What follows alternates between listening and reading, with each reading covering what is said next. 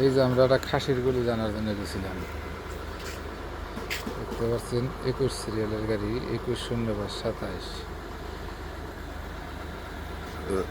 এই খাসির গলি জানবার যে ফেরিঘাটে আমরা প্রচুর জামের মধ্যে পড়ছি। পদ্মা সেতু হওয়ার পর এইরকম কখনো জাম ফেরিঘাটে লাগে নাই। আমরা আছি এখন দৌলতদিয়া ফেরিঘাটে। দেখতে পাচ্ছেন প্রচণ্ড জ্যাম, গাড়ি আর গাড়ি ভাই। 5 কিলোর উপরে হবে জাম ঠেলতে ঠেলতে এখন ফেরির কাছাকাছি আসছে পড়াই, তো ঘাটে ফেরি নাই।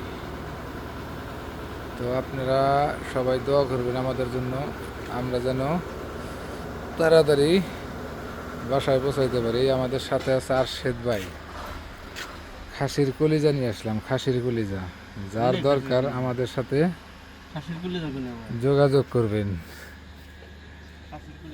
এই যে খাসির কলিজা, ইলিশ মাছের গাদা, ইলিশ মাছের গাদা দেখেন, ইলিশ মাছের গাদা।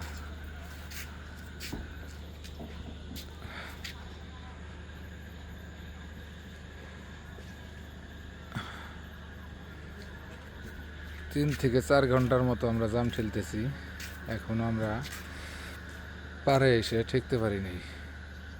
সবাই আমাদের জন্য দোয়া করবেন, আমরা যেন তাড়াতাড়ি পারে ফিরতে পারি। দেখেন প্রচণ্ড পরিমাণ জাম, গাড়ি আর গাড়ি ভাই।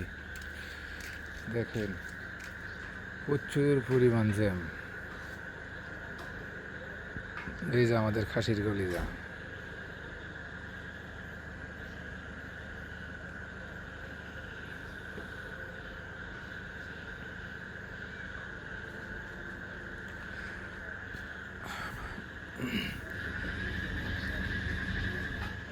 দৌলতদিয়া ফেরিঘাটে আমরা জামে আছি।